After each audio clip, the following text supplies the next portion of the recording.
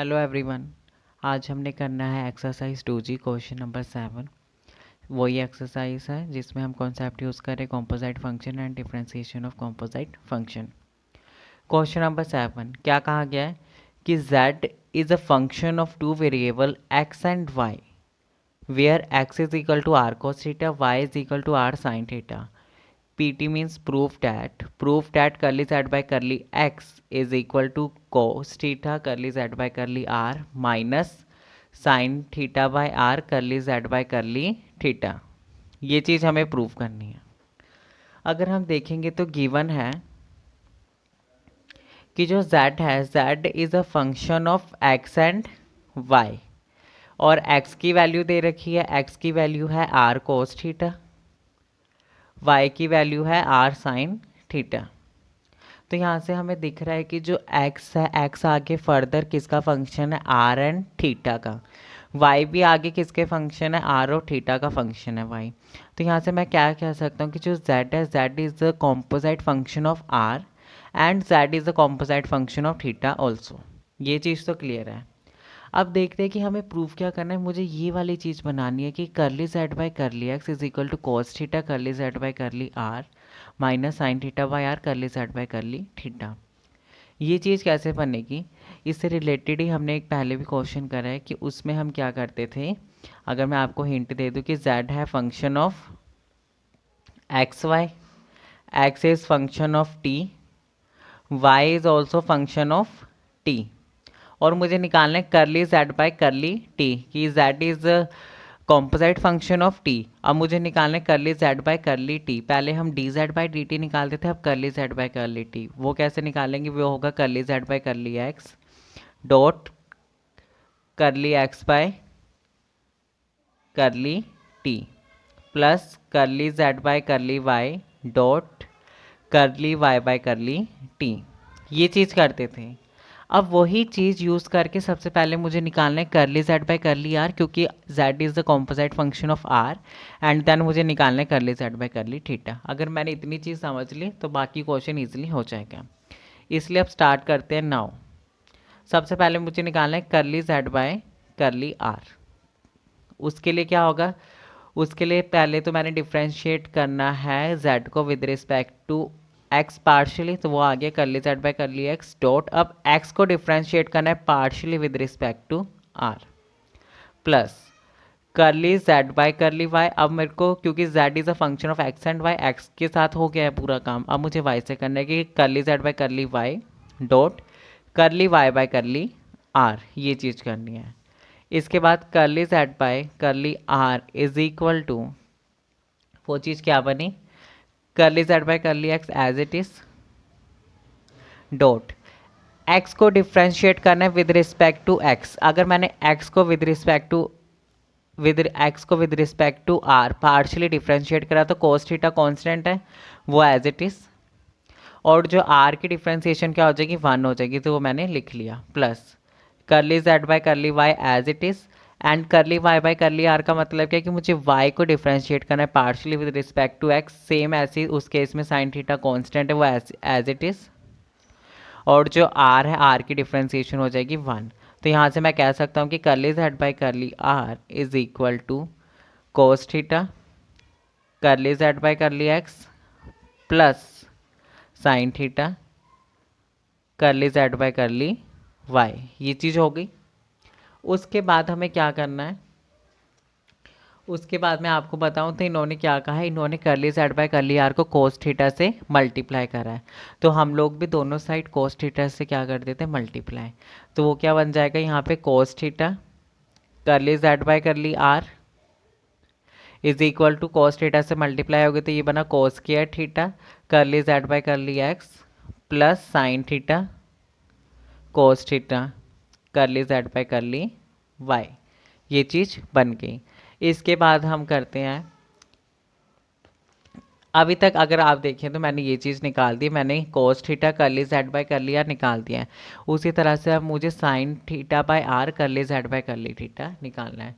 तो वो मैं आपको बताता हूँ कि curly z by curly theta इसकी वैल्यू क्या होगी, सेम यही वाला रूल लगा देना है। सबसे पहले मैंने z को डिफ्रेंशिएट करना है partially with respect to x, x further function है आर एंड थीटा का, तो अब मैंने x को डिफ्रेंशिएट करना है with respect to theta partially, plus curly z by curly y dot curly y by curly theta, वो चीज़ करते हैं। तो यहाँ से क्या बनेगा, curly z by curly x as it is dot x को डिफ्रेंशिएट करना है विद रिस्पेक्ट टू थीटा। आप देखेंगे x को with respect to theta differentiate करना है, तो r तो as it is, r constant है वो as it is. cos theta की डिफ्रेंशिएशन क्या हो जाएगी, माइनस साइन थीटा, ठीक, plus curly z by curly y मुझे पता नहीं वो as it is dot y को डिफ्रेंशिएट करना है with respect to theta, r as it is, sine theta की डिफ्रेंशिएशन क्या हो जाएगी, cos थीटा। आपको पता है कि r एज इट इज़ क्यों रहा, क्योंकि इस केस में r एक कांस्टेंट है। तो उसके बाद curly z by curly theta is equal to minus r sine theta curly z by curly x plus r cos theta curly z by curly y। आप देखेंगे क्वेश्चन में क्या था कि curly z by curly theta को किसके साथ multiply करें, साइन थीटा बाय r। तो यहाँ पे भी वही कर देते हैं, साइन थीटा बाय r। तो दोनों तरफ करी तो यहाँ पे आ जाएगा माइनस आर, साइन थीटा से मल्टीप्लाई करा दिया तो sine square theta curly z by curly x, और डिवाइड कराया आर से, प्लस आर साइन थीटा से मल्टीप्लाई तो sine theta cos theta divide by r curly z by curly y, r से आर कैंसिल, ठीक। अब इसके बाद इन्होंने दोनों इक्वेशन को क्या करा है, माइनस। दोनों इक्वेशन कौन सी है, पहली इक्वेशन है ये वाली इक्वेशन 1, दूसरी इक्वेशन है 2। हम भी सेम कर देते हैं, हम भी लिख देते हैं 1 माइनस 2। इससे क्या हो जाएगा, ये बना कर cos theta curly z by curly r minus sine, यहाँ पे मैंने करली जेड बाय करली थीटा लिखना है, minus sine theta curly z by curly theta into divide by r is equal to, पहले ये वाली टर्म ये है cos square theta curly z by curly x plus sine theta cos theta curly z by curly y, minus minus में क्या है, minus में minus sine square theta curly z by curly x plus sine theta cos theta curly z by curly y, यही चीज़ है। अब आप ध्यान से देखेंगे ब्रैकेट के अंदर जाएगा तो ये चीज़ क्या हो जाएगी, minus minus plus and minus plus minus, तो ये है minus sine theta cos theta curly z by curly y, ये है plus sine theta cos theta curly z by curly y, आपस में कैंसिल, माइनस माइनस प्लस हो जाएगा, तो ये मैं लिखूँ ये क्या बन जाएगा, curly z by curly x common, ये चीज़ बनी cos square theta plus sine square theta, और क्या कौन सी चीज़ है ये है cos theta curly z by curly r minus sine theta by r curly z by curly theta, which further implies cos square theta plus sine square theta क्या होता है, वो होता है 1, और ये वाली सारी टर्म एज इट इज। तो यहाँ से हमने देखा कि सेम ये हमारा आंसर निकल के जो मैं निकालना चाहता था, cos theta curly z by curly r minus sine theta by r curly z by curly theta is equal to curly z by curly x, और ये चीज़ ऐसे करनी थी। क्वेश्चन ईजी है, अगर आप एक दो बार प्रैक्टिस अच्छे से करें, समझ के करें, तो क्वेश्चन ज़रूर हो जाएगा। अब हम करते हैं नेक्स्ट क्वेश्चन, क्वेश्चन नंबर 10। इसमें हमें क्या कहा गया है कि if z is equal to x square plus y and y is equal to z square plus x, find differential coefficient of first order when x is independent variable. ये इसके 3 part है, मैंने फर्स्ट पार्ट लिखा है। सबसे पहले हम देखते हैं कि गिवन क्या है। गिवन है कि z is equal to x square plus y and y is equal to z square plus x, ये चीज़ तो हमें गिवन है। उसने कहा मुझे डिफरेंशियल कोफिशिएंट पता करना है फर्स्ट ऑर्डर का when x is independent variable. x is independent variable का मतलब क्या है कि x आगे किसी और का फर्दर फंक्शन नहीं है, x अपने आप का ही फंक्शन है। जैसे कि हमें दिख रहा है कि जो z है, z is a function of x and y, ठीक। यहाँ से मैं कह सकता हूँ y is a function of z and x, लेकिन जो x इज इंडिपेंडेंट वेरिएबल का मतलब क्या है कि x is a function of itself. अब मुझे निकालना है differential coefficient of first order. First order हमें पता है वो dy बाई डी एक्स होता है when x is independent variable. x is independent variable में कि मुझे जो z है अब मुझे निकालना है dz बाई डी एक्स, क्योंकि मुझे with respect to x differentiate करना है और x ही क्या है इंडिपेंडेंट वेरिएबल, और मुझे निकालना है दूसरी इक्वेशन के लिए dy बाई डी एक्स। ठीक, ये वाली चीज़ें हमें निकालनी है। अगर आप देखेंगे तो यहाँ से हमें दिख रहा है z is a function of x and y, x is a function of it self and y is a function of z and x। उसके बाद अगर मैं आप ध्यान से समझिए कि dz बाई डी एक्स होगा क्या, सबसे पहले वो होगा करली z बाई करली x डॉट, मुझे विद रिस्पेक्ट टू x ही करना है तो वो बनेगा dx बाई डी एक्स। ठीक, प्लस अब y के लिए करना है, y के लिए बनेगा curly z by curly y dot d y by d x. ये चीज़ क्लियर है आप लोगों को। उसके बाद d z by d x क्या होगा, करली जेड बाई करली एक्स का मतलब क्या है, यहाँ पे मैं लिख दूँ z is equal to x square plus y. Curly z by curly x का मतलब है कि जेड को डिफ्रेंशिएट करो partially with respect to x, तो ये क्या हो जाएगा y कांस्टेंट है, इसकी डिफ्रेंशिएशन 0 और एक्स स्क्वायर की डिफ्रेंशिएशन 2x।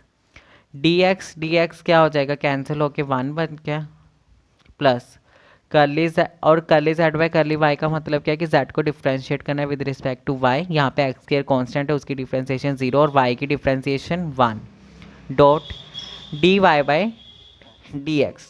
ठीक, यहाँ से मैं कह सकता हूँ कि जो d z by d x है उसकी वैल्यू आई है 2x plus d y by d x.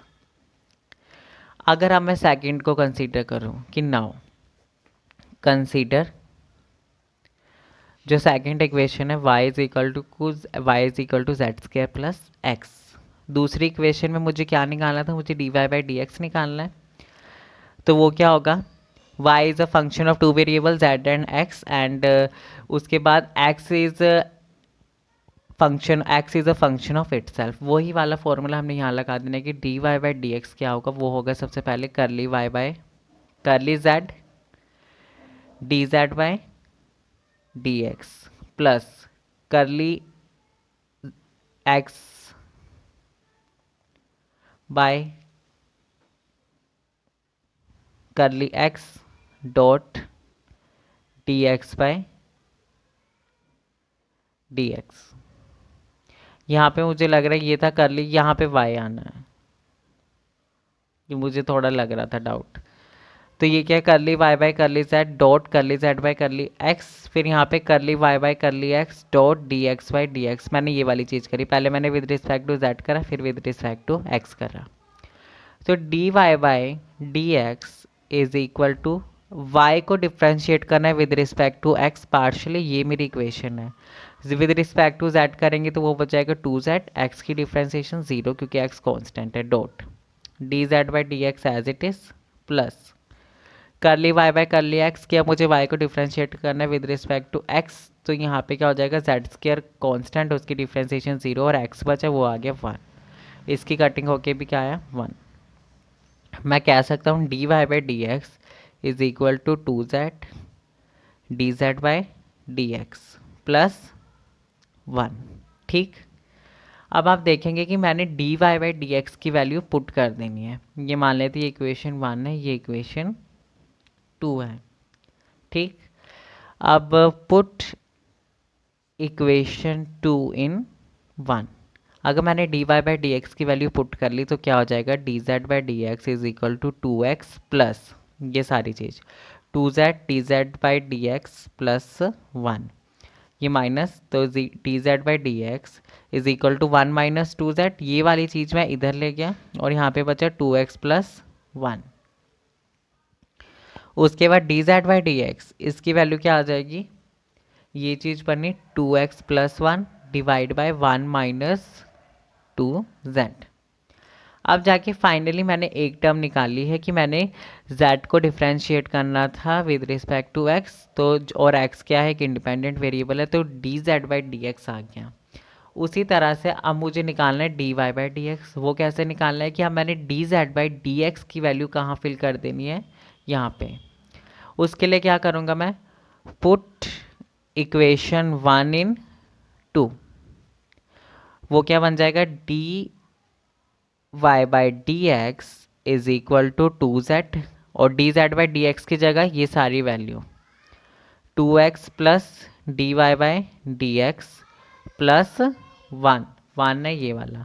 तो मैं कह सकता हूँ d y by d x is equal to 2z plus 2z नहीं आएगा, ये आएगा 4, 2 2 ज़ा 4 zx d y by d x, ये अलग आएगा, मैं लिखता हूँ d y by d x is equal to 2 2 ज़ा 4 zx plus 2z d y by d x plus 1। ठीक, अब ये वाली चीज़ यहाँ माइनस हो जाएगी, तो ये बचा d y by d x 1 minus 2z is equal to 1 plus 4zx, d y by d x is equal to 1 plus 4zx divide by 1 minus 2z। ये वाली टर्म ऐसे निकालनी थी। आई होप आपको पता चल गया होगा, यहाँ से आपको क्लियर हो गया होगा कि हमने क्या करा। इसके जो 2 पार्ट है, आप वो सेकंड पार्ट, बीच में कॉल आ गई थी तो मुझे वीडियो को पॉज करना पड़ा। मैं कह रहा था कि फर्स्ट पार्ट हो गया, सेकंड पार्ट में कहा गया कि y इज़ इंडिपेंडेंट वेरिएबल, तब मुझे डिफरेंशियल कोफिशिएंट निकालना है। जब y इंडिपेंडेंट वेरिएबल है उसका मतलब है कि मुझे d z by d y निकालना है। एंड ये वाला जो फंक्शन है y is equal to z square plus x, इसको मुझे x की टर्म में बनाना है, तो ये बनेगा x is equal to y square minus z square. तब मैं कह सकता हूँ x is a function of y and z, उस पर मुझे d x y d y निकालना है, क्योंकि तब क्या होगा, सेकंड केस में y मेरा इंडिपेंडेंट वेरिएबल है। और थर्ड केस में कहा गया कि z इज़ इंडिपेंडेंट वेरिएबल, उसका मतलब मुझे d y by d z निकालना है और d x y d z निकालना है, ये वाली चीज़ निकालनी है। I hope